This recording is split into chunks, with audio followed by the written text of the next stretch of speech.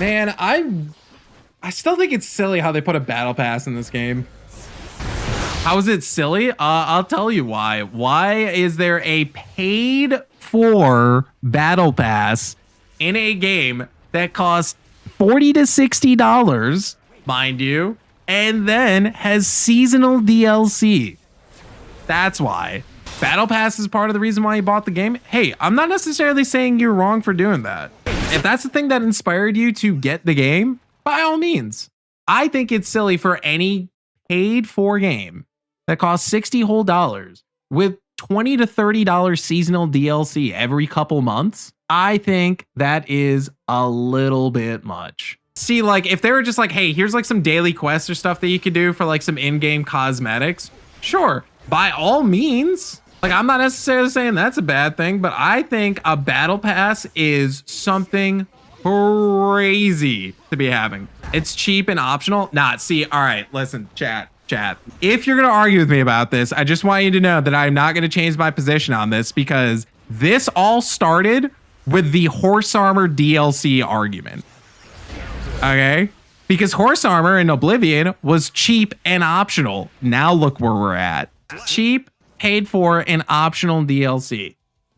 I get it. It's cheap and optional, and you don't have to interact with it if you don't want to. But let's be super for real here. In a paid for game, you do not need that.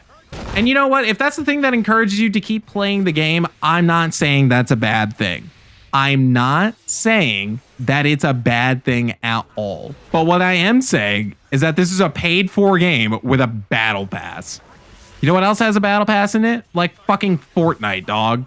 I think that if your game is $60 whole dues plus seasonal DLC, and you're like, we're throwing a battle pass on top of that, I gotta question it. Granted, I'm not saying Strive is the most egregious battle pass out there, and like everyone who's like, it's not really that bad, it's just cosmetics and it's pretty cheap. You're right. I'm giving you that one. You are right.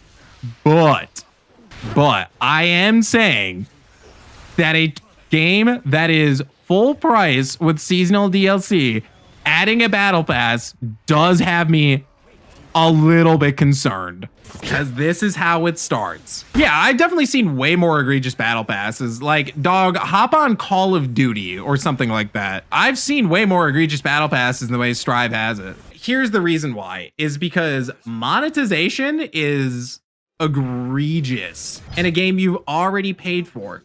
Because, like, again, games are not cheap. $60, while not the most expensive, is still expensive to a lot of people. And on top of that, you get price increases to games where it's no longer just $60 to play the game. It's like $60 just to get an entry point in the game. Then you have to buy the DLC if it's something like a fighting game or some other competitive game. Then you also have cosmetics being sold, which, again, I'm always in support of supporting your favorite developers. But I am saying that, holy shit, gaming is so expensive for like very little value added. And I love Guilty Gear. I think Arx has cooked super hard with this game, but I am gonna say that it does not need a battle pass. Okay, listen. Not to make a whole argument in chat about this whole thing, but again, to give you a timeline of DLC in video games, it started with horse armor and people were like, holy shit, this is egregious because it's a very expensive paid for cosmetic that does arguably nothing. Why is it in the game? Why is it not just a feature that you could have added? It was a small thing, and I think it was only like $20. What then happened to that? The argument was, if you don't like it, don't buy it. And then what ended up happening? Every game started to get little cosmetic DLCs added onto it, and people were like, you know what? It's fine. If you don't like it, just don't buy it. Then you started to get seasonal DLC with that.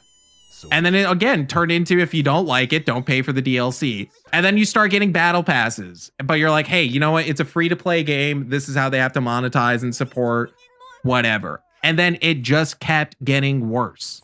Again, I'm not necessarily saying it's a bad thing if you're like, hey, I like this and I want to buy it. Like, I'm not saying you're wrong for this. So please don't interpret this in the way of like, this is me saying you're wrong for this.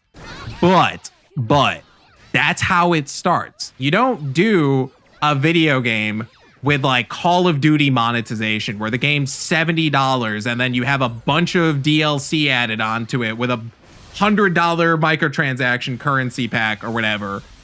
You don't do that initially. You start with small little things like that, and then you slowly progress into what is essentially like Call of Duty.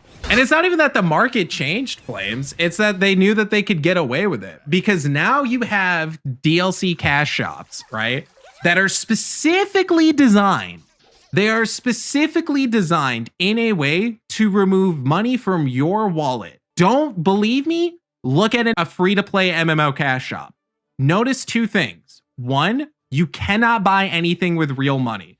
You have to purchase it through the in-game currency. Why is it like that? Because when you start to buy secondary money, psychologically, you do not look at that like real money. It's a proven thing. That's why casinos use poker chips instead of your actual money. You don't realize the amount of money you're actually spending on that. The other thing that they do is when you're trying to buy a pack, let's say that there is something in the item shop, like a cosmetic or something that you like, and it costs 100 coins. You're gonna buy 100 coins, but they don't sell 100 coins. They only sell them in packs of 80 to 120. And that pack of 80 probably goes for like $8. That pack of 120 will just say goes for 12. You only need 100. It is deliberately designed that way, because what that will do is you're either going to buy 2 packs and spend more money than you actually would have, or you're going to buy more currency than you actually need and spend more money than you actually initially intended. You only needed to spend $10, but the game purposely sells them in $5, $15, $25 increments and things like that. That is my problem. And again, it all started with horse armor. It started with that. And now this is what it turned into. That's why I'm like, dude, I don't want games to have battle passes in them. I think that's like egregious when you're already paying for the game. Like, that's where that argument comes from. Look at the way like Tuco did their cash shop, because that's part of the reason why people say that 2XKO is dead or died, because nobody was buying anything from it. The cash shop was incredibly exploitative. You had cosmetics that were way more overpriced than people were willing to pay for it, but they also did the whole like FOMO thing where this costume, like let's use just like Brahms like El Tigre costume, that's on a rotation, so you can only buy that at a certain time. If you don't buy it right now, it's gonna go away. Well, okay, so it does stretch into the issue of monetization in gaming. This leg of the conversation is not pertaining to Strive, but to bring it back to pertaining to Strive, that's kind of how it starts. You add a battle pass to the game. And like, sure, it's a small purchase. It comes with some stuff that you might like the cosmetics and things like that. Once they start seeing that like you'll buy the battle pass, we gotta add more stuff to it.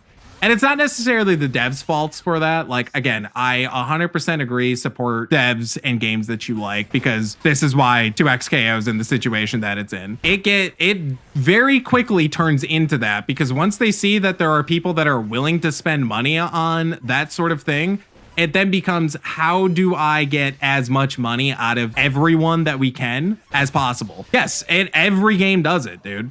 Every game with a battle pass will eventually turn into that. It's kind of like what the late stage is. And like, again, don't believe me? Like, go look at like Call of Duty, Fortnite, things like that, dude. It's not a great system. I don't like it. I think it's very exploitive to the consumer side of things. And I really wish that we didn't do that in paid for games.